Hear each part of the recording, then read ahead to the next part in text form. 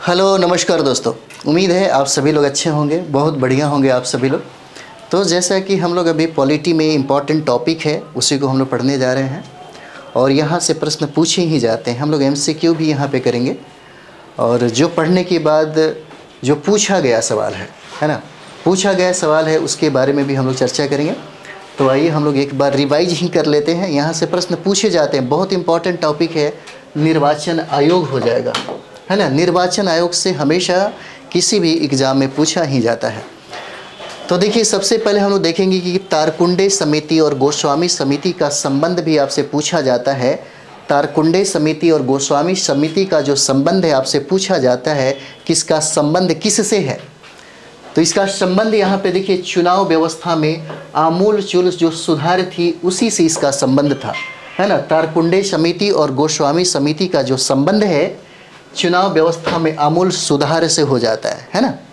उसके बाद देखिए, भारत की निर्वाचन पद्धति पूछा जा सकता है आपसे। भारत के निर्वाचन पद्धति किस देश के निर्वाचन पद्धति के अनुरूप है। आपकी भारत का जो निर्वाचन पद्धति है पूछा जा सकता है कि कौन ऐसा देश है जिसके अनुरूप निर्वाचन पद्धति है। तो ये आपका ब्रिटेन हो जाएगा, है ना। ये आपका ब्रिटेन हो जाता है, ब्रिटेन के अनुरूप है ये। नेक्स्ट हम लोग देखेंगे कि भारतीय संविधान के किस अनुच्छेद में निर्वाचन आयोग का वर्णन किया गया है। किस अनुच्छेद में निर्वाचन आयोग का वर्णन किया है, बहुत बार सवाल पूछा गया है। आपके बीपीएससी का एग्ज़ाम हो या बहुत सारे कंपटीशन है, पीसीएस देखिए उत्तर प्रदेश का, राजस्थान, झारखंड, बहुत सारे एग्ज़ाम है जहाँ पे यह सवाल पूछा ही जाता है। बहुत इंपॉर्टेंट है, पूछा जाएगा कि भारतीय संविधान के किस अनुच्छेद में निर्वाचन आयोग का वर्णन है। तो अनुच्छेद आपका 324 हो जाता है ना। अनुच्छेद कितना हो जाएगा, 324 में इसका वर्णन किया गया है। चलिए आगे हम लोग बढ़ते हैं। नेक्स्ट हो जाएगा हमारा, कहता है कि निर्वाचन आयोग, है ना, निर्वाचन आयोग सर्वोच्च न्यायालय, संघ लोक सेवा आयोग और नियंत्रण एवं महालेखा परीक्षक का कार्यालय जैसी संस्थाओं में कौन सा लक्षण जो है वो समान है। होता है कि इन सारे कार्यालयों में कौन सा लक्षण है जो समान है, वो हो जाएगा वे संवैधानिक संस्थाएं हैं, है ना। ये क्या है, वे संवैधानिक संस्था है जो कॉमन है, ठीक है। नेक्स्ट हम लोग देखते हैं कि भारत में मुख्य निर्वाचन आयुक्त की नियुक्ति, ये भी प्रश्न है जो बार बार पूछा गया है। पूछा जाता है कि भारत में मुख्य निर्वाचन आयुक्त की नियुक्ति कौन करता है ना। नियुक्ति कौन करता है, तो नियुक्ति ये राष्ट्रपति के द्वारा किया जाता है और यह भी सवाल बीपीएससी के द्वारा बहुत बार पूछा गया है। नियुक्ति कौन करता है, तो राष्ट्रपति के द्वारा किया जाता है। देखिए, निर्वाचन आयोग का प्रमुख कौन होता है, तो मुख्य निर्वाचन आयुक्त हो जाएगा, है ना। मुख्य निर्वाचन आयुक्त हो जाता है। संविधान अगला देखते हैं, परिसीमन आयोग का अध्यक्ष कौन होगा, तो परिसीमन आयोग का अध्यक्ष मुख्य चुनाव आयुक्त हो जाता है। बहुत इंपॉर्टेंट है यह। नेक्स्ट देखिए, कहता है कि संविधान लागू होने के बाद राष्ट्रपति ने पहली बार कब दो व्यक्तियों को मुख्य निर्वाचन आयुक्त की सहायता के लिए निर्वाचन आयुक्त के पद पर नियुक्त किया था, तो ये समय था 1989 में किया गया, है ना। 1989 में किया गया था राष्ट्रपति के द्वारा। नेक्स्ट देखिए, नेक्स्ट हो जाएगा, भारत की विभिन्न, है ना, भारत के विभिन्न राजनीतिक दलों को राष्ट्रीय या क्षेत्रीय दल का दर्जा देने का अधिकार किसको है। कोई पार्टी है, उस पार्टी को क्षेत्रीय पार्टी कहें या राष्ट्रीय पार्टी कहें, यह अधिकार किसके पास है, ऐसे सवाल पूछे जाते हैं। तो चुनाव आयोग को यह अधिकार प्राप्त है ना। चुनाव आयोग को यह अधिकार प्राप्त है कि किसी भी पार्टी को पैमाना होता है, उसी के आधार पे हम लोग राष्ट्रीय पार्टी कहते हैं या क्षेत्रीय पार्टी या राज्य की पार्टी कहते हैं। मध्यावधि जो चुनाव है कब कराया जाता है, इम्पोर्टेंट है आपके लिए, है ना। मध्यावधि जो चुनाव है कब कराया जाता है, तो देखिए, समय के पूर्ण होने से पहले ही जब लोकसभा भंग हो जाए तब यहाँ पे मध्यावधि चुनाव कराया जाता है।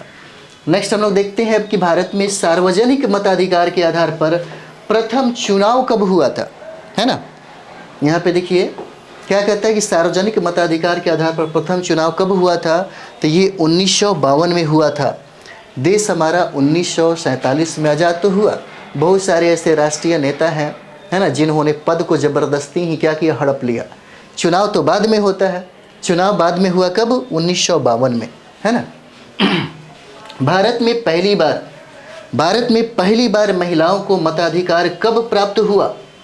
भारत में पहली बार, जो बहुत इंपॉर्टेंट है आपके लिए, बहुत BBI है, भारत में पहली बार महिलाओं को मताधिकार का जो अधिकार है ब्रिटिश हुकूमत के समय में 1926 में प्राप्त होता है ना, 1926 में प्राप्त होता है।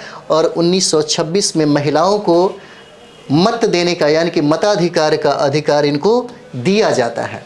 चलिए नेक्स्ट हम लोग देखेंगे यहाँ पे, पार्लियामेंट द्वारा दिसंबर 1989 में, है ना, पार्लियामेंट द्वारा दिसंबर 1989 में निर्मित कानून के अनुसार एक नागरिक के वयस्क होने की कानूनी आयु कितनी हो जाती है ना, कितनी आयु हो जाती है?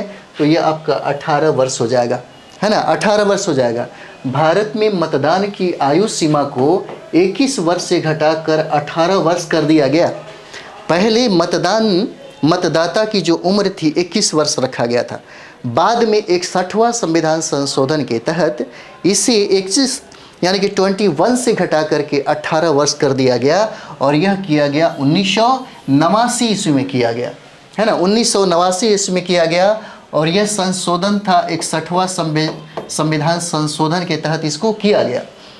देखिए, भारत में मतदान की न्यूनतम निर्धारित जो आयु है 18 वर्ष है। 18 वर्ष के बाद मतदान देने का अधिकार इनको प्राप्त हो जाता है।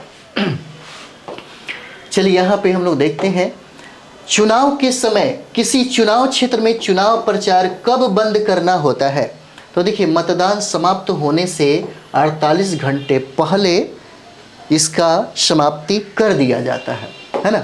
नेक्स्ट हम लोग देखते हैं, नेक्स्ट देखिए, कहता है कि किसी निर्वाचन के दौरान, है ना, किसी निर्वाचन के दौरान किसी राजनीतिक दल के उम्मीदवार की मृत्यु हो जाने की स्थिति में, है ना, कहता है किसी निर्वाचन के दौरान किसी राजनीतिक दल के उम्मीदवारों की मृत्यु होने की स्थिति में कितने दिनों के अंदर दूसरा प्रत्याशी खड़ा करना पड़ता है? तो ये आपका हो जाएगा 7 दिन।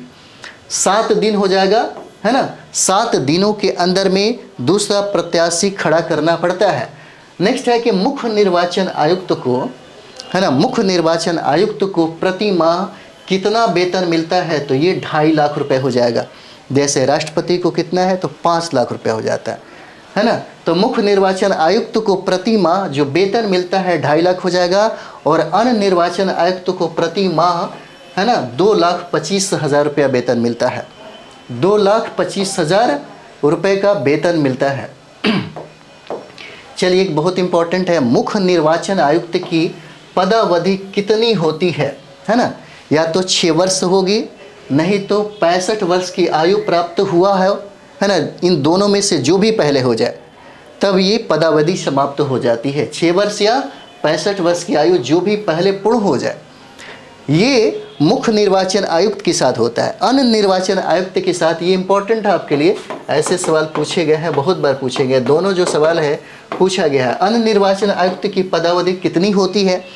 तो ये भी 6 वर्ष होगा, लेकिन उम्र 62 वर्ष की आयु हो जाएगी, इनमें से जो पहले प्राप्त हो जाए, है ना। और दिनेश गोस्वामी समिति ने क्या सिफारिश की थी? दिनेश गोस्वामी समिति ने क्या सिफारिश किया था? तो ये देखिए, लोकसभा के चुनाव के सरकारी निधिय की इसने सिफारिश की है। चलिए, कुछ MCQ हम लोग देखेंगे यहाँ पे जो इम्पोर्टेंट है, क्योंकि हम लोगों ने जो भी स्टडी किया, जो भी पढ़ाई किया, बहुत सारे एग्जाम में ऐसे सवाल पूछे गए हैं, है ना। तो देखिए, सबसे पहला कहता है कि भारत के मुख्य चुनाव आयुक्त को नियुक्त किया जाता है। किसके द्वारा नियुक्त किया जाता है? हम लोगों ने अभी देखा, तो राष्ट्रपति के द्वारा इसकी नियुक्ति किया जाता है। आंसर क्या है? सी हो जाएगा। राष्ट्रपति के द्वारा मुख्य चुनाव आयुक्त की नियुक्ति किया जाता है। साथ ही बहुत ऐसे पदाधिकारी हैं जिनकी नियुक्ति भारत के राष्ट्रपति के द्वारा किया जाता है।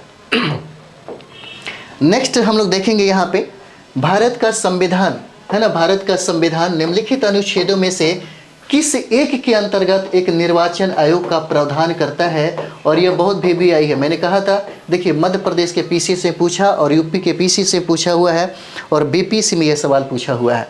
यह अनुच्छेद 324 के अंतर्गत हो जाता है और इसी 324 के अंतर्गत निर्वाचन आयोग का प्रावधानों का वर्णन किया गया है। नेक्स्ट देखिए, नेक्स्ट हो जाएगा यहाँ पे, नेक्स्ट हो जाता है कि भारत के मुख्य निर्वाचन आयुक्त की पदावधि क्या हो जाती है ना। भारत के मुख्य निर्वाचन आयुक्त की पदावधि जो हम लोगों ने बात किया था, जो पढ़ा था, इसका आंसर क्या हो जाएगा, सी हो जाएगा। 6 वर्ष या 65 वर्ष की आयु तक जो भी पूर्ण हो जाए, दोनों में पहले जो पूर्ण हो जाए वही होगा। इसका मतलब क्या है, आंसर सी हो जाता है, मुख्य निर्वाचन आयुक्त की। अगर अन्य निर्वाचन की बात होता है ना, तो यहाँ पे 6 वर्ष हो जाएगा है ना, और 62 वर्ष हो जाता है, 62 वर्ष हो जाएगा। ठीक है, चलिए आगे बढ़ते हैं हम लोग।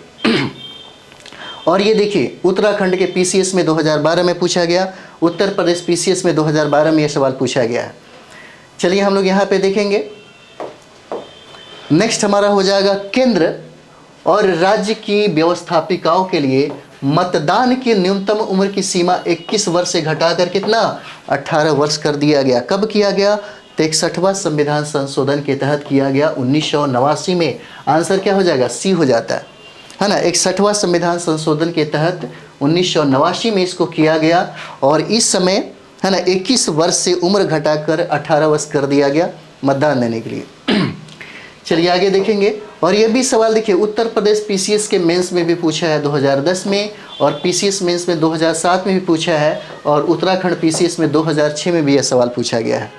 यानी कि किस संविधान संशोधन द्वारा मतदान की आयु 21 वर्ष से घटाकर 18 वर्ष कर दिया गया, तो क्या हो जाएगा, 61वां संविधान संशोधन के तहत किया गया है ना। 61वां संविधान संशोधन के तहत किया गया, यह सवाल पूछा गया।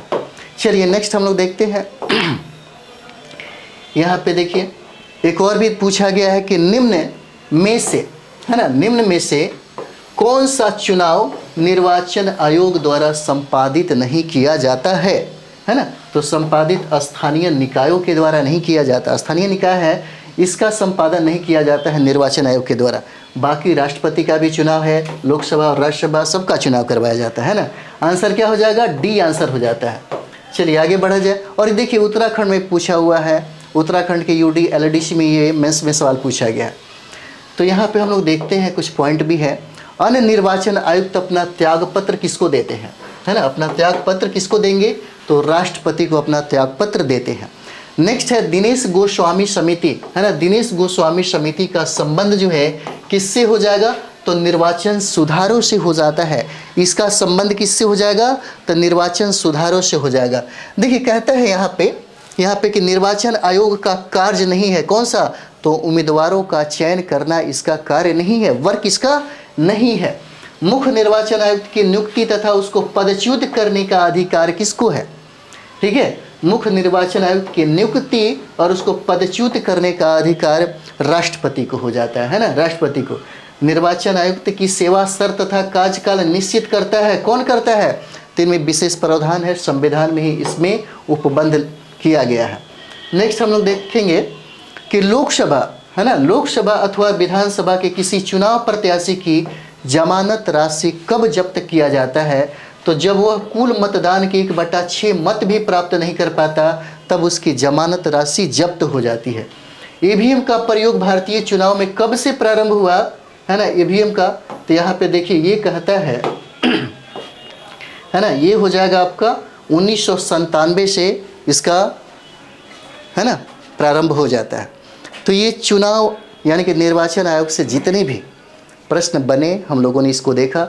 इसी तरीके से जितने भी पॉइंट बनते हैं, जितने भी टॉपिक है, हम लोग साथ में एमसीक्यू जो पूछा गया सवाल है हम लोग उसको भी करते चलेंगे, है ना। इससे आपको ज़्यादा से ज़्यादा ये लग जाएगा, है ना, और रिवीजन करने में भी ज़्यादा फ़ायदा होगा, क्योंकि जो भी हम लोग काम कर रहे हैं सटीक कर रहे हैं। ठीक है, तो चलिए मिलते हैं हम लोग अगले वीडियो में। थैंक यू वेरी मच आप सभी लोग।